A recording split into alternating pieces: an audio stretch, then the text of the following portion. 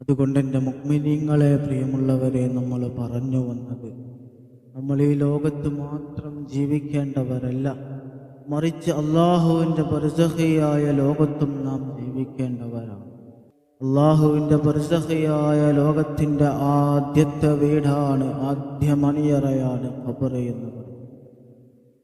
എത്രയെത്ര മഹാരഥന്മാരായ നമ്മുടെ പൂർവ്വസൂരികളായ ആളുകളാണ് ഖബറിനെ പറ്റി ആലോചിച്ചു കഴിഞ്ഞാൽ, അവരുടെ ഖബറിനെ പറ്റി അവരെങ്ങാലും ചിന്തിച്ചു കഴിഞ്ഞാൽ, പടർക്കളത്തിലെ ഇതിഹാസങ്ങളായ, പടർക്കളത്തിൽ അടരാടി ശത്രുവിനെ പണി പറ്റിക്കുന്നതായ എത്രയെത്ര ആളുകളാണ് അവരുടെ ഖബറുകളെ പറ്റി അവർ ചിന്തിച്ചു കഴിഞ്ഞാൽ, ഏതെങ്കിലും ഒരു ഖബറിനെ അവർ കണ്ടു കഴിഞ്ഞാൽ അവരുടെ കണ്ണിൽ നിന്നും കണ്ണുനീരിങ്ങനെ ധാരയായി വരുന്നത്. അവരെല്ലാം ഒരുപാട് സങ്കടപ്പെട്ടിരുന്നില്ലേ? ഭാരതന്മാരായ ആളുകൾ ഖബറിനെ കണ്ടാൽ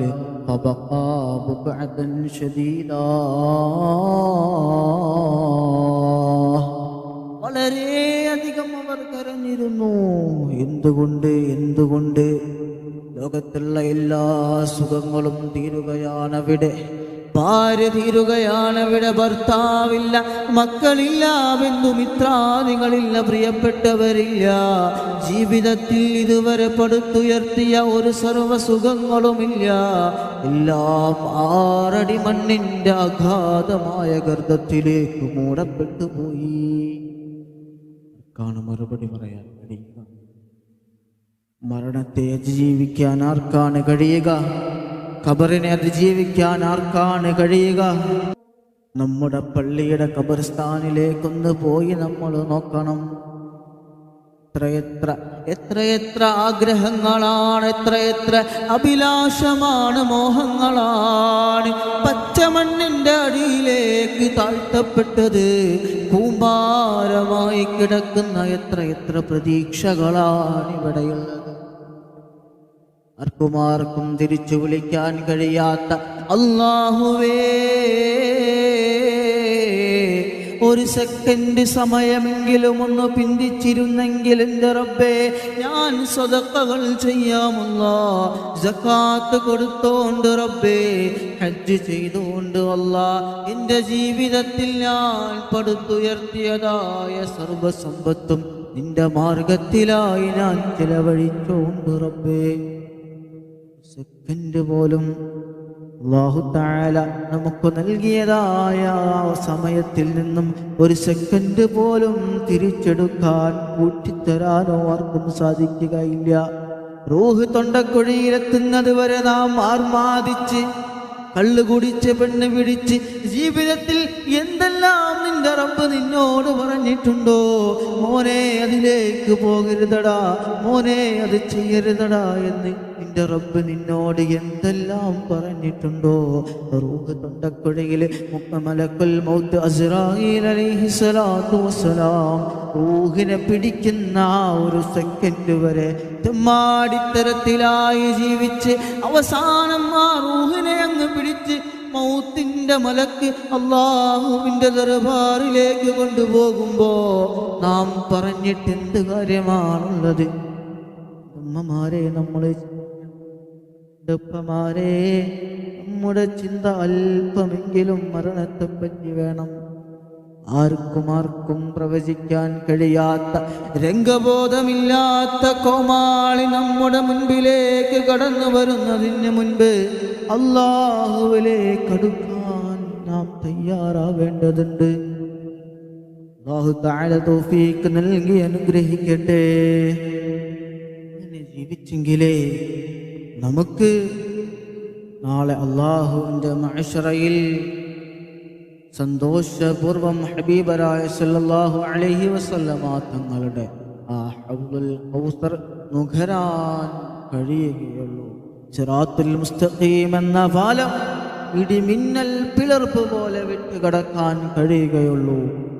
ഉമ്മമാരെ, അല്ലാഹു തആല നമുക്ക് വേണ്ടി സമ്മാനിച്ച സുഖലോക സ്വർഗം, ആ സ്വർഗം നമുക്ക് ലഭിക്കുകയുള്ളൂ. അല്ലാഹു നമ്മളോട് കൽപ്പിച്ചതായ കാര്യങ്ങൾ നാം അനുദിനം അനുവർത്തിച്ചു കൊണ്ട് ജീവിക്കും. ആ ഖബർ നമ്മുടെ മനസ്സിലേക്ക് മരിക്കണമെന്നുള്ളൊരു ചിന്തയുള്ളവരായി നാം മാറും. അങ്ങനെ മാറിയെങ്കിലേ നിങ്ങളൊന്ന് ആലോചിച്ചിട്ടുണ്ടോ?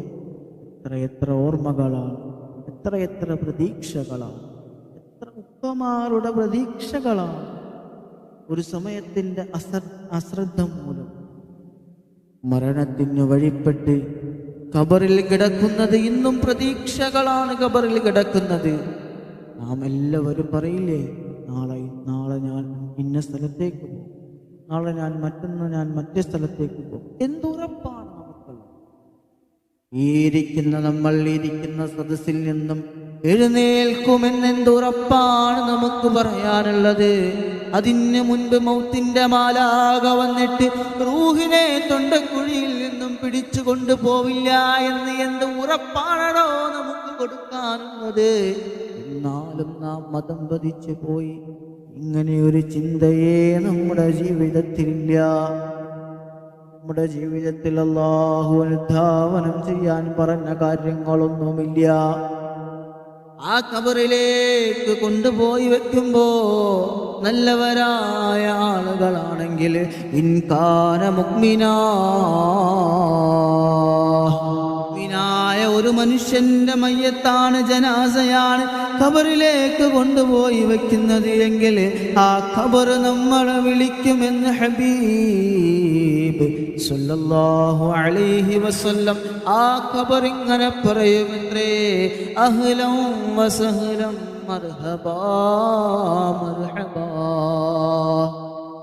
അഹ്ലൻ വസഹ്ലൻ മർഹബാ മർഹബാ മർഹബാ, അങ്ങേക്ക് സ്വാഗതം, അങ്ങേക്ക് സ്വാഗതം. വഇൻകാന ഗൈറ മുഅ്മിനാ, മുഅ്മിനല്ലാത്ത ഒരാളാണ് വരുന്നത് എങ്കിൽ ആ ഖബർ ഇങ്ങനെ പറയുമത്രേ, അവനെ ഇങ്ങോട്ട് കൊണ്ടുപോകേണ്ട. വലാ അഹ്ല വലാ സഹ്ല വലാ മർഹബാ. അല്ലാഹു തആല കാത്ത് രക്ഷിക്കട്ടെ, അല്ലാഹു തആല കാത്ത് രക്ഷിക്കട്ടെ, അല്ലാഹു തആല കാത്ത് രക്ഷിക്കട്ടെ. അതുകൊണ്ട് എൻ്റെ പ്രിയമുള്ളവരെ, നമ്മുടെ ജീവിതം നാം നന്നാക്കിയെങ്കിലേ, അള്ളാഹുവിൻ്റെ വിധിവിലക്കുകളെ നാം അനുധാവനം ചെയ്തുവെങ്കിലേ നമുക്ക് പാരത്രിക മോക്ഷം ലഭിക്കുകയുള്ളൂ, പാരത്രിക വിജയം നമുക്ക് ലഭിക്കുകയുള്ളൂ. അല്ലാഹു തആല തൗഫീഖ് നൽകി അനുഗ്രഹിക്കട്ടെ. വിളിക്കുന്ന പേരുമാന് പോകുമേ, ഉടൻ മയ്യത്തെന്ന നാമമായി തീരുമേ, പൊന്നുപ്പ എന്ന വിളിയും മക്കൾ മാറ്റുമേ, നിന്നുറ്റവരെല്ലാം അതേറ്റു ചൊല്ലുമേ. പള്ളിക്കാട്ടിലാണ് നാളെ മണിയറ, കനമേറിടുന്ന കല്ലതിൻ്റെ മേലേ.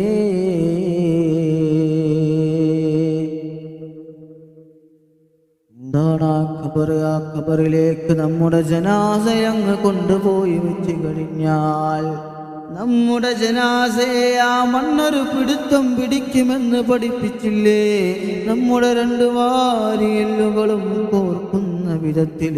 അല്ലാ അല്ലാ, എന്തൊരവസ്ഥയാണത്! പ്രവചിക്കാൻ പോലും നമുക്ക് സാധിക്കില്ല. കണ്ടവരും അനുഭവിച്ചവരുമൊന്നും നമ്മളോട് പറഞ്ഞു തന്നിട്ടില്ല. ഇന്നേ വരെ പോയവരാരും തിരിച്ചു വന്നിട്ടില്ല. ആ മണ്ണ് നമ്മളെ അങ്ങ് പിടിച്ചൊന്ന് മാറോട് ചേർക്കും. ഈ ദുനിയാവിൽ അല്ലാഹു നൽകിയ സുഖാഡംബരങ്ങളും സുഖലോലുപതകളും അനുഭവിച്ച് അല്ലാഹുവിൻ്റെ ഭൂമിയിലൂടെ ചവിട്ടി ആർമാദിച്ച് നടന്ന നമ്മളോട് ആ ഖബറൊന്നിങ്ങനെ ചേർത്ത് പിടിക്കുമ്പോ നമ്മുടെ വാരിയെല്ലുകൾ നുറുങ്ങുന്ന ശബ്ദമിങ്ങനെ കാത്ത് രക്ഷിക്കട്ടെ. ഇങ്ങനെയുള്ള പ്രയാസങ്ങളൊന്നും തരാം നമ്മുടെ എല്ലാവരുടെയും ഒരു ജീവിതങ്ങളെ റബ്ബ് തആല സുറൂറിലും സന്തോഷത്തിലുമാക്കി അനുഗ്രഹിക്കട്ടെ. മാറണം. നമ്മുടെ ജീവിതത്തിൽ മാറ്റങ്ങൾ വരുത്തണം. നമ്മുടെ ജീവിതം അതിനുതകുന്നതായ ജീവിതങ്ങളാക്കണം. അല്ലാഹു തആലയുടെ സുഖലോക സ്വർഗം കാക്ഷിക്കുന്നവരുടെ ജീവിതമായി നമ്മുടെ ജീവിതം മാറ്റണം. ഇൻഷാ അല്ലാഹ് റബ്ബ് തൗഫീഖ് നൽകി അനുഗ്രഹിക്കട്ടെ. അതുകൊണ്ട് എൻ്റെ പ്രിയമുള്ളവരെ,